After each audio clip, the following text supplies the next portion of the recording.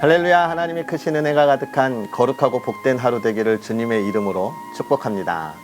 성경 읽어주는 목사 언덕위의 교회 하양토킹 김익수 목사입니다. 오늘도 하나님의 귀한 말씀 앞에 또 은혜의 자리에 나온 여러분을 환영합니다. 계속해서 이 성경에 참여하는 분들이 한 분씩 늘어가고 있음을 보게 돼요. 그럴 때마다 저를 참 돌아보기도 합니다. 잘하고 있나? 은혜로운 말씀을 잘 준비하나? 이런데 많이 부족하죠. 하지만 하나님의 은혜 안에 나오는 여러분들을 생각하며 더 열심히 해야겠다, 더 많이 준비해야겠다, 이런 채찍질을 하게 됩니다. 여러분도 은혜의 자리에 조금 바쁘더라도 빼먹지 마시고 하루하루 참여해 주시고, 그런 마음들이 하나님의 기쁨이 되지 않을까 생각하는데, 저와 여러분의 삶이 그런 하나님의 기쁨이 되는 삶이 되었으면 좋겠어요. 늘 언제나 함께하는 그런 시간들을 기대합니다. 그러한 하나님의 기쁨이 되는 삶을 기대하면서 오늘 하나님의 말씀 또 함께 읽어야지요. 오늘은 이사야 27장부터 29장까지 함께 읽으면서 은혜를 나누도록 하겠습니다. 그날에 여호와께서 그의 견고하고 크고 강한 칼로 날랜 뱀 리워야단 곧 꼬불꼬불한 뱀 리워야단을 벌하시며 바다에 있는 용을 죽이시리라. 그날에 너희는 아름다운 포도원을 두고 노래 부를지어다. 나 여호와는 포도원 지기가 되며 때때로 물을 주며 밤낮으로 간수하여 아무든지 이를 해치지 못하게 하리로다. 나는 포도원에 대하여 노함이 없나니 찔레와 가시가 나를 대적하여 싸운다 하자. 내가 그것을 밟고 모아 불사르리라. 그리하지 아니하면 내 힘을 의지하고 나와 화친하며 나와 화친할 것이니라. 후일에는 야곱의 뿌리가 박히며 이스라엘의 움이 돋고 꽃이 필 것이라. 그들이 그 결실로 지면을 채우리로다. 주께서 그 백성을 치셨던들 그 백성을 친 자들을 치심과 같았겠으며, 백성이 죽임을 당하였던들 백성을 죽인 자가 죽임을 당함과 같았겠느냐. 주께서 내 백성을 적당하게 견책하사 쫓아내실 때에 동풍 부는 날에 폭풍으로 그들을 옮기셨느니라. 야곱의 불의가 속함을 얻으며 그의 죄 없이함을 받을 결과로 이로 말미암나니 곧 그가 제단의 모든 돌을 부서진 횃돌 같게 하며 아세라와 태양상이 다시 서지 못하게 함에 있는 것이라. 대저 견고한 성읍은 적막하고 거처가 황무하며 버림받아 광야와 같은즉 송아지가 거기에서 먹고 거기에서 누우며 그 나무 가지를 먹어 없이 하리라. 가지가 마르면 꺾이나니 여인들이 와서 그것을 불사를 것이라. 백성이 지각이 없으므로 그들을 지으시니가 불쌍히 여기지 아니하시며 그들을 조성하시니가 은혜를 베풀지 아니하시리라. 너희 이스라엘 자손들아, 그날에 여호와께서 창이라는 하수에서부터 애굽 시내에까지 과실을 떠는 것 같이 너희를 하나하나 모으시리라. 그날에 큰 나팔을 불리니 아수르 땅에서 멸망하는 자들과 애굽 땅으로 쫓겨난 자들이 돌아와서 예루살렘 성산에서 여호와께 예배하리라. 에브라임의 술 취한 자들의 교만한 면류관은 화 있을진저 술에 빠진 자와 성 곧 영화로운 관같이 기름진 골짜기 꼭대기에 세운 성이여 세잔에 가는 꽃 같으니 화 있을진저 보라, 죽게 있는 강하고 힘있는 자가 쏟아지는 우박같이 파괴하는 광풍같이 큰 물이 넘침같이 손으로 그 면류관을 땅에 던지리니 에브라임의 술 취한 자들의 교만한 면류관이 발에 밟힐 것이라. 그 기름진 골짜기 꼭대기에 있는 그의 영화가 세잔에 가는 꽃이 여름 전에 처음 익은 무화과와 같으리니 보는 자가 그것을 보고 얼른 따서 먹으리로다. 그날에 만군의 여호와께서 자기 백성의 남은 자에게 영화로운 면류관이 되시며 아름다운 화관이 되실 것이라. 재판석에 앉은 자에게는 판결하는 영이 되시며 성문에서 싸움을 물리치는 자에게는 힘이 되시리로다. 그리하여도 이들은 포도주로 말미암아 옆걸음치며 독주로 말미암아 비틀거리며 제사장과 선지자도 독주로 말미암아 옆걸음치며 포도주에 빠지며 독주로 말미암아 비틀거리며 환상을 잘못 풀며 재판할 때에 실수하나니 모든 상에는 토한 것 더러운 것이 가득하고 깨끗한 곳이 없도다. 그들이 이르기를 그가 누구에게 지식을 가르치며 누구에게 도를 전하여 깨닫게 하려는가? 저 떨어져 품을 떠난 자들에게 하려는가? 대저 경계에 경계를 더하며 경계에 경계를 더하며 교훈에 교훈을 더하며 교훈에 교훈을 더하되 여기서도 조금 저기서도 조금 하는구나 하도다. 그러므로 더듬는 입술과 다른 방언으로 그가 이 백성에게 말씀하시리라.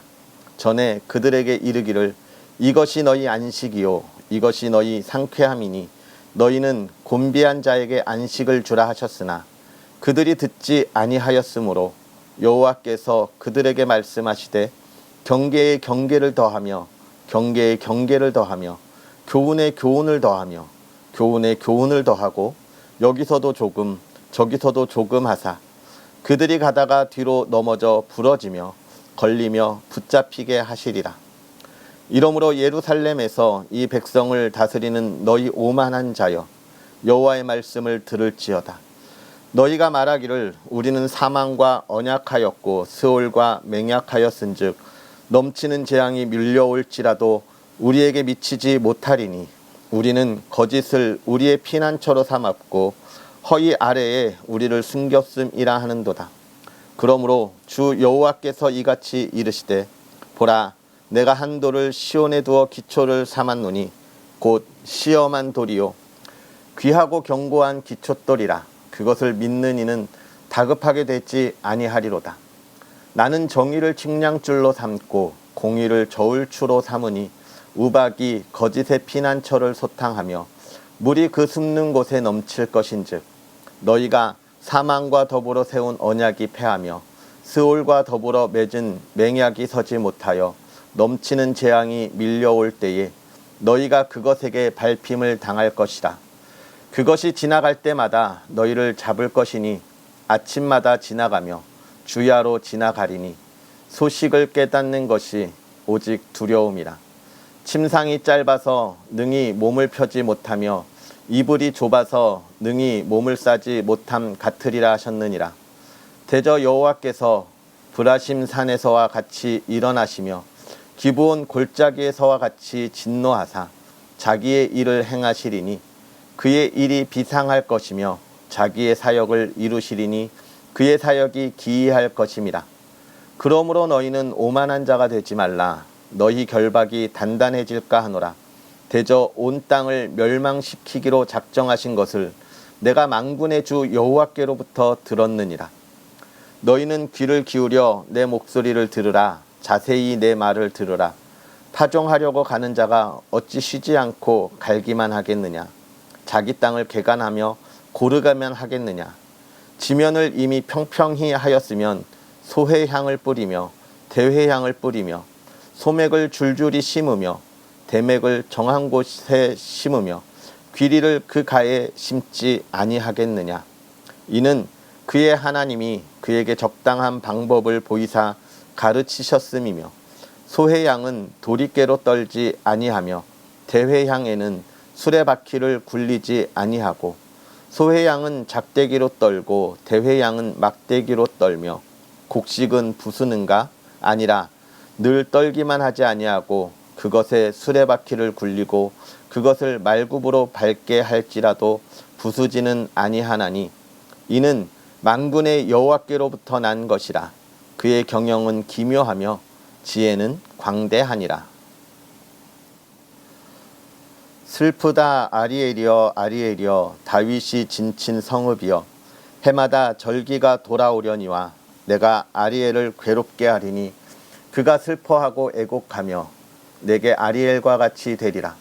내가 너를 사면으로 둘러 진을 치며 너를 애워 대를 쌓아 너를 치리니 내가 낮아져서 땅에서 말하며 내 말소리가 나지기 티끌에서 날 것이라. 내 목소리가 신접한 자의 목소리 같이 땅에서 나며 내 말소리가 티끌에서 짓거리리라. 그럴지라도 내 대적의 무리는 세미한 티끌 같겠고 강포한 자의 무리는 날려가는 겨 같으리니 그 일이 순식간에 갑자기 일어날 것이라. 만군의 여호와께서 우레와 지진과 큰 소리와 회오리 바람과 폭풍과 맹렬한 불꽃으로 그들을 징벌하실 것인즉 아리엘을 치는 열방의 무리 곧 아리엘과 그 요새를 쳐서 그를 공고하게 하는 모든 자는 꿈같이 밤의 환상같이 되리니 줄인 자가 꿈에 먹었을지라도 깨면 그 속은 여전히 비고 목마른 자가 꿈에 마셨을지라도 깨면 곤비하며 그 속에 갈증이 있는 것 같이 시온산을 치는 열방의 무리가 그와 같으리라. 너희는 놀라고 놀라라. 너희는 맹인이 되고 맹인이 되라. 그들의 취함이 포도주로 말미암음이 아니며 그들의 비틀거림이 독주로 말미암음이 아니니라. 대저 여호와께서 깊이 잠들게 하는 영을 너희에게 부어주사 너희의 눈을 감기셨음이니 그가 선지자들과 너희의 지도자인 선견자들을 덮으셨음이라. 그러므로 모든 계시가 너희에게 봉안책의 말처럼 되었으니 그것을 글 아는 자에게 주며 이르기를 그대에게 청하노니 이를 읽으라 하면 그가 대답하기를 그것이 봉해졌으니 나는 못 읽겠노라 할 것이요.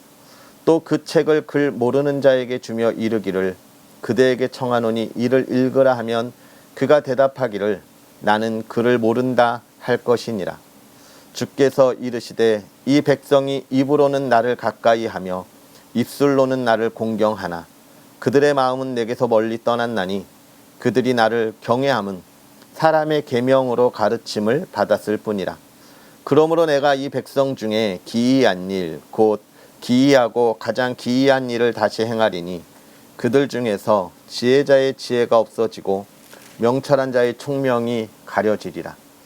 자기의 계획을 여호와께 깊이 숨기려 하는 자들은 화 있을진저 그들의 일을 어두운 데에서 행하며 이르기를 누가 우리를 보랴 누가 우리를 알랴 하니 너희의 패역함이 심하도다.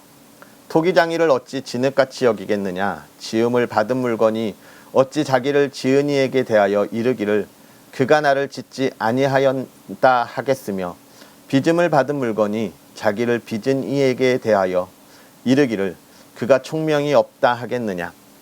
오래지 아니하여 레바논이 기름진 밭으로 변하지 아니하겠으며 기름진 밭이 숲으로 여겨지지 아니하겠느냐.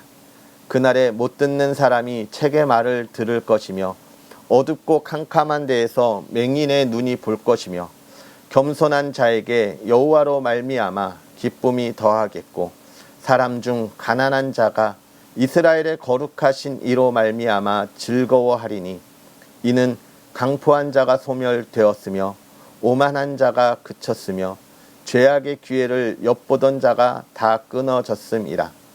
그들은 송사로 사람에게 죄를 씌우며 성문에서 판단하는 자를 올무로 잡듯하며 헛된 일로 의인을 억울하게 하느니라. 그러므로 아브라함을 구속하신 여호와께서 야곱 족속에 대하여 이같이 말씀하시되 야곱이 이제는 부끄러워하지 아니하겠고 그의 얼굴이 이제는 창백해지지 아니할 것이며 그의 자손은 내 손이 그 가운데서 행한 것을 볼 때에 내 이름을 거룩하다 하며 야곱의 거룩한 일을 거룩하다 하며 이스라엘의 하나님을 경외할 것이며 마음이 혼미하던 자들도 총명하게 되며 원망하던 자들도 교훈을 받으리라 하셨느니라. 아멘. 할렐루야. 오늘도 하나님의 크신 은혜가 말씀의 은혜 속에서 저와 여러분에게 가득히 넘치기를 주님의 이름으로 축복합니다. 오늘 우리가 읽은 27장에 있는 말씀부터 28장 하나님께서 이 세상을 심판하시되 어떻게 심판하시는지 그리고 그 심판의 끝이 무엇인지를 우리에게 보여주고 있습니다. 27장 7절을 보면 그런 얘기가 있죠. 주께서 백성을 치셨던들 그 백성을 친 자들의 치심과 같겠냐라고 이야기하면서 뭘 이야기하는 거예요? 하나님의 심판은 심판의 목적이 있다는 것이 아니라는 거예요. 뭐라고 이야기하냐면 9절에 보면 야곱의 불의가 속함을 얻으며 그의 죄 없이함을 받을 결과는 이로 말미암나니 곧 그가 제단의 모든 돌을 부서진 횃돌 같게 하며 아세라와 태양상이 다시 서지 못하게 함에 있는 거야. 하나님의 견책, 하나님의 질책이 어디에 있는 것이냐면 우리가 세상의 것을 끊어내며 있는 거예요.